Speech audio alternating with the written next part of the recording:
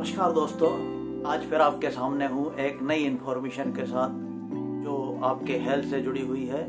काफ़ी दिनों के बाद ये इन्फॉर्मेशन आपके सामने लेकर आया हूँ।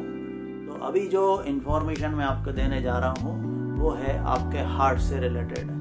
जैसा कि आप जानते ही हैं कि अपना हार्ट हमारे जन्म से लेके जब तक हम इस धरती पर जीवित रहते हैं तब तक के लिए हमको सपोर्ट करता है।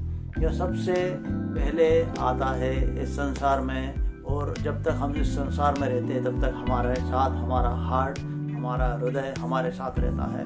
तो हमको हमारे हार्ट का बहुत ही अच्छे तरीके से ध्यान रखना चाहिए। तो इससे रिलेटेड मैं आपको अब जो इन्फॉर्मेशन देने जा रहा हूँ वो आप ध्यान से सुनिए। हमारे हार्ट को बहुत ज़्यादा तकलीफ देने वाली एक जो समस्या है वो है अस्थमा की समस्या। तो अस्थमा की समस्या जब भी होती है तो हमको बहुत ज़्यादा खांसी आती है, बहुत समय तक खांसी आती है, और हमको सांस लेने में तकलीफ होती है, हमारी सांस फूलती है और हमको कब्ज जमने के चांसेस बढ़ जाते हैं। तो उससे हमारे हार्ट को बहुत तकलीफ होती है। तो हम अब देखते हैं कि किस तरह से हम अस्थमा से बच सकते हैं और अपने आप को स्वस्थ रख सकते हैं।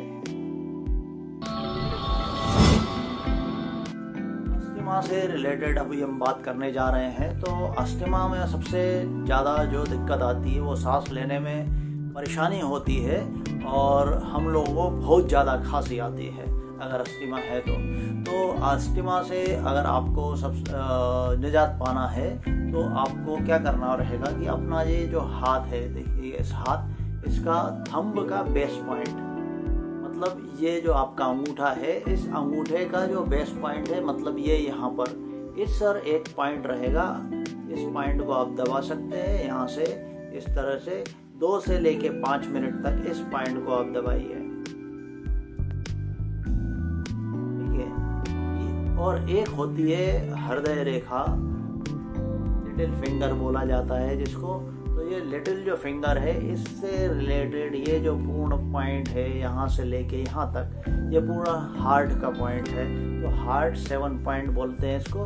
तो ये वाला जो पॉइंट है यहाँ पर आप ऐसे ऐसे ऐसे ऐसे दबा सकते हैं। 1 2 3 4 5 6 7 ये जो पॉइंट है, ये पूरी रेखा जो है यहाँ से लेके ये आपके हार्ट से रिलेटेड है। और ये थंब का जो बेस पॉइंट है, तो आप थंब का बेस पॉइंट और ये जो पूरा कंप्लीट हाथ है, इसको आप दबाएंगे तो आपको अस्थमा से बहुत जल्दी, बहुत अच्छे तरीके से निजात मिल सकती है। तो इसको दबाने के लिए आप इस तरह से भी दबा सकते हैं 2 से लेके 5 मिनट तक। और दूसरा आपको एक और मैं एक्सरसाइज बता रहा हूँ जिसके वजह से आपको दबाने के साथ साथ इसमें ब्लड सर्कुलेशन भी बहुत अच्छे तरीके से होगा। तो ये आप हाथ इस तरह से लीजिए, ये जो फिंगर है सबसे शॉर्ट फिंगर, ठीक है, यहाँ एक थंब का ये बेस पॉइंट है, एक थंब का ये बेस पॉइंट है, और ये दोनों फिंगर है। इन दोनों फिंगर को आपको ऐसे लेने का है और इसको ऐसे करके इसको आप ऐसे दबा सकते। इस तरह से आपके ये जो सबसे छोटी जो फिंगर है, इस फिंगर पे प्रेशर पड़ेगा, और जब प्रेशर पड़ेगा तो आपको इसको एक अलग से रिलैक्स महसूस होगा और आपको बहुत ही जल्दी निजात मिलेगा अस्थमा से। तो ये जो 2 चीज़ें हैं ये आप करिए, बहुत सिंपल है, और इसका फ़र्क आपको 2 से 3 दिन में ही जान पड़ेगा कि आपका जो खांसी का जो कंटिन्यू आपको खांसी आ रही है अस्थमा के कारण, या फिर जिसके कारण आपका सांस लेने में तकलीफ आ रही है, तो बहुत जल्दी ठीक होंगे आप। तो ठीक है, बेस्ट विशेस, नमस्ते। ये पॉइंट आप करते रहिए और अस्थमा से निजात पाइए। धन्यवाद, थैंक यू।